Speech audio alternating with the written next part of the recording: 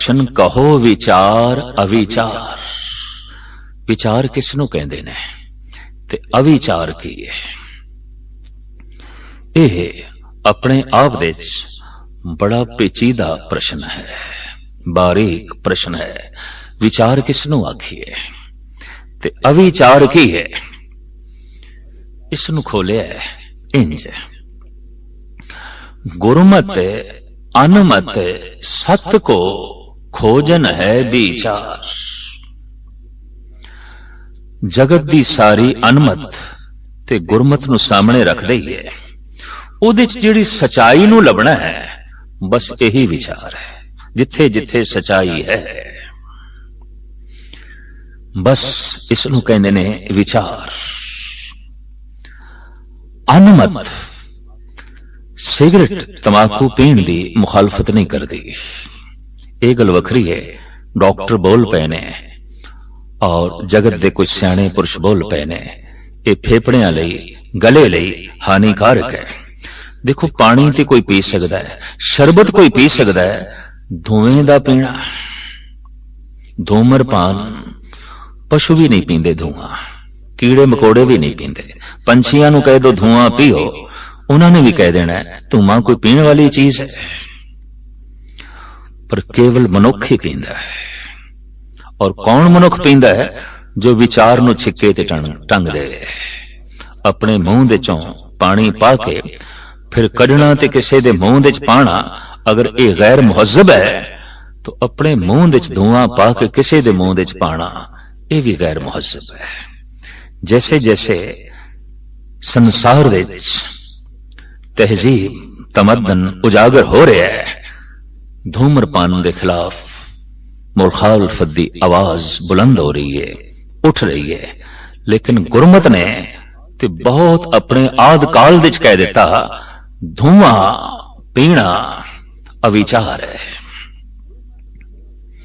ਗੁਰਮਤ ਅਨਮਤ ਸਤ ਕੋ ਖੋਜਨ ਹੈ ਵਿਚਾਰ। ਗੁਰਮਤ ਸ਼ਰਾਬ ਪੀਣ ਦੀ ਵੀ ਆਗਿਆ ਨਹੀਂ ਦਿੰਦੀ। ਜੋ ਨਸ਼ਾ ਮਨੁੱਖ ਨੂੰ ਬੇਹੋਸ਼ ਕਰੇ, ਬਸ ਬੇਹੋਸ਼ੀ ਹੀ ਪਾਪ ਹੈ। ਜਿਤਨੇ ਅਨਰਥ ਹੁੰਦੇ ਨੇ ਬੇਹੋਸ਼ੀ ਦੇ ਚਾਹੁੰਦੇ ਨੇ। ਕਈ ਦਫਾ ਤੇ ਕਾਤਲ ਜਦ ਕਤਲ ਕਰਨ ਨੂੰ ਜਾਂਦੇ ਨੇ ਨਸ਼ਾ ਕਰ ਲੈਂਦੇ ਨੇ, ਡਾਕੂ ਡਾਕਾ ਡਾਲਣ ਲਈ ਜਾਂਦੇ ਨੇ ਨਸ਼ਾ ਕਰ ਲੈਂਦੇ ਨੇ। ਕਿਉਂ? ਹੋਸ਼ ਨਾ ਪੈਦਾ ਹੋਵੇ। ਹੋਸ਼ ਪੈਦਾ ਹੋਇਆ ਤੇ ਮਨੁੱਖਤਾ ਪੈਦਾ ਹੋਵੇਗੀ, ਤੇ ਮਨੁੱਖ ਡਾਕਾ ਨਹੀਂ ਡਾਲ ਸਕਦਾ। ਮਨੁੱਖ ਉਦੋਂ ਹੀ ਡਾਕਾ ਡਾਲ ਸਕਦਾ ਹੈ ਜਦ ਉਹ ਪਸ਼ੂ ਬਣੇ। ਮਨੁੱਖ ਕਤਲ ਨਹੀਂ ਕਰ ਸਕਦਾ। ਮਨੁੱਖ ਉਦੋਂ ਹੀ ਕਤਲ ਕਰ ਸਕਦਾ ਹੈ ਜਦ ਪਸ਼ੂ ਬਣੇ। ਮਨੁੱਖ ਬਲਾਤਕਾਰ ਨਹੀਂ ਕਰ ਸਕਦਾ, ਇਹ ਉਦੋਂ ਹੀ ਕਰ ਸਕਦਾ ਹੈ ਜਦ ਪਸ਼ੂ ਬਣੇ। ਮਨੁੱਖ ਦੁਰਾਚਾਰ ਨਹੀਂ ਕਰ ਸਕਦਾ, ਇਹ ਉਦੋਂ ਹੀ ਕਰ ਸਕਦਾ ਹੈ ਜਦ ਪਸ਼ੂ ਬਣੇ। ਤੇ ਪਸ਼ੂ ਬਣਨ ਲਈ ਸੌਖਾ ਤਰੀਕਾ ਹੈ ਨਸ਼ਾ। ਇਸ ਵਾਸਤੇ ਗੁਰਮਤ ਇਸ ਦੀ ਵੀ ਵਿਰੋਧਤਾ ਕਰਦੀ ਹੈ ਔਰ ਸਾਫ਼ ਕਹਿ ਦਿੱਤਾ ਹੈ, ਹੋਛਾ ਮਦ ਮੂਲ न ਪੀਜੇ ਜੇ ਕਾ ਪਾਰ ਵਸੈ। ਜਿਤ ਪੀਤੇ ਮਤ ਦੂਰ ਹੋਏ ਬਰਲ ਪਵੇ ਵਿੱਚ ਆਏ। ਜਿਸ ਦੇ ਪੀਂਦਿਆਂ ਹੀ ਮਨੁੱਖ ਆਪਣੀ ਅਕਲ ਖੋ ਬੈਠੇ ਔਰ ਮਨੁੱਖਤਾ ਦੇ ਚ ਪਾੜਾ ਖੜਾ ਹੋ ਜਾਏ ਔਰ ਮਨੁੱਖ ਮਨੁੱਖਤਾ ਤੋਂ ਥੱਲੇ ਚਲਾ ਜਾਏ, ਬੇਹੋਸ਼ ਹੋ ਜਾਏ। ਧਰਮ ਦੀ ਸਾਧਨਾ ਇਹ ਹੈ, अपना होश संभाल प्रभ की उस्तत करो संत मीत, सावधान एकाग्र चीत। सावधानी ਵਧਾਣੀ है, सुचेतपना ਵਧਾਣਾ है, पर नशा ते अचेत करता है। जितना किसी मनुख दे च अचेतपना ਵਧੇਗਾ, उतने उस तो गुनाह जन्म लैणगे, पाप जन्म लैणगे। अचेत मनुख इंज कह लो पापी है। नर अचेत पाप ते डर रे। ऐ अचेत मनुख, गुरु तेग बहादुर साहब जी महाराज कहते ने, डर सूझ नहीं, तेनू समझ नहीं, सुता पे है। इस वास्ते तेथों पाप हो रहे ने, जगत नू चोट पहुंच रही है, समझ नहीं है, अचेत नहीं है। एक मनुख मन दे तल ते अचेत होवे ते दूसरा उतों नशा पीवे, गांजा, सुल्फा, चरस, अफीम, शराब। ਇਹ ਤੇ ਇੰਜ ਹੈ ਜਿਵੇਂ ਕਰੇਲੇ ਦੇ ਉੱਤੇ ਨਿੰਮ ਚਾੜਨੇ। ਅਚੇਤਪਣੇ ਨੂੰ ਹੋਰ ਵਧਾਣਾ, ਹੋਰ ਵਧਾਣਾ, ਹੋਰ ਵਧਾਣਾ, ਪਸ਼ੂ ਦਾ ਮਹਾ ਪਸ਼ੂ ਬਣ ਜਾਣਾ। तो साहब कहते ने गुरमत अनमत सत को खोजन है विचार। गुरमत नशे की आग्ञा नहीं देंदी और नशे करने वाले नो गुरमत सिख भी नहीं मनदी, भगत नहीं मनदी, धार्मिक नहीं मनदी, क्योंकि नशा अचेत करता है। गुरमत अनमत सत्य को खोजन है विचार।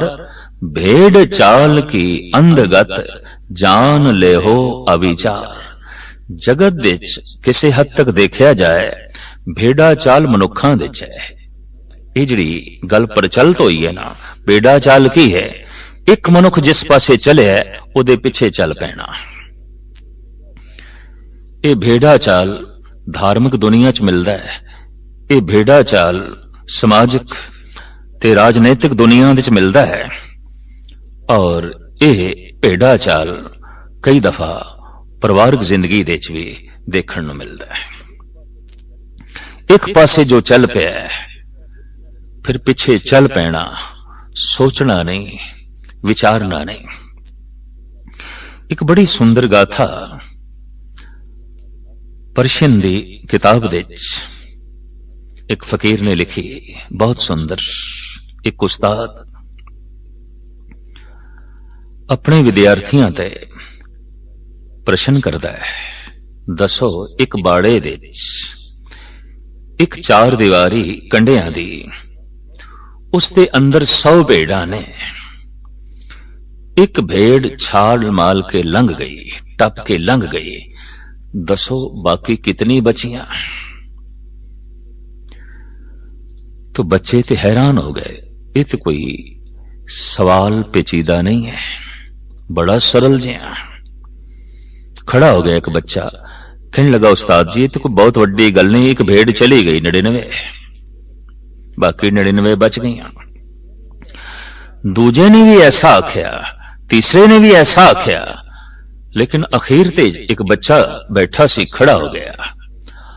आखन लगा उस्ताद जी सही मैं दस सकदा, मैं अयाली दा लड़का, असी भेड़ां पालदे हां, साडे घर भेड़ां हैगियां ने, मैं आप नूं जवाब दें, क्योंकि भेड़ां दे सुभाव दा मैनूं पता है।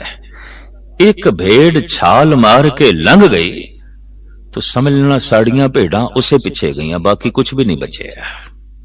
एक जिधर गई बाकी कुछ भी नहीं बचे, सारियां उसे पासे चलियां गईयां। धार्मिक दुनिया दे तरह तरह दे बोसीदा रस्म, भेड़ा चाल, परिवारक जिंदगी दे, आर्थिक दुनिया दे, फैशन दी दुनिया दे हो रहे चारों पासे मनुख नूं देखिए तां किसी हद तक किसी दे पिछे चल रहा है, बिना सोचे समझे, बिना जाने भी जिस दे पिछे तू चल रहे हैं कदम किथे पहुंचणगे, जिस दे पिछे तू चल रहे हैं आखिर मंजिल की है, टिकाणा की है, किस थां ते तू पहुंचेगा। पर कीता की जाए अविचार, सूझ नहीं, समझ नहीं, भेड़ चाल की अंधगत जान ले अविचार। ये अदुत्ती प्रश्न है 10वें ग्रंथ दे गुरु गोबिंद सिंह जी महाराज दे, जो आत्मा दे गहरे तल दे चों चिंतन करने वाले पुरुषां दे अंदरों, अंतर्मुखी पुरुषां दे अंदरों पैदा होंदे ने। और इन्हां सवालों का पैदा होना इस गल का सबूत भी है, ये अंतर्मुखी हो गए। इस तरह के अनेकां सवाल गुरु ग्रंथ साहब जी महाराज दे भी मौजूद ने। सिद्ध सवाल करते ने, गुरु नानक जवाब देंदे ने। ब्राह्मण सवाल करते ने, गुरु नानक देव जी महाराज जवाब देंदे ने। मक्के दे हाजी सवाल करते ने, गुरु नानक देव जी महाराज जवाब देंदे ने। बड़े बड़े उलमा, सुल्तान और धनवान गुरु नानक ते सवाल करते ने, गुरु नानक जवाब देंदे ने, प्रश्नां दे उत्तर देंदे ने। जैसे कि हाजियां ने पूछया, पुछन खोल किताब नू हिंदू वडा के मुसलमान होई। एक प्रश्न, बाबा आखे हाजियो शुभ अमला बाजों दोनों रोई।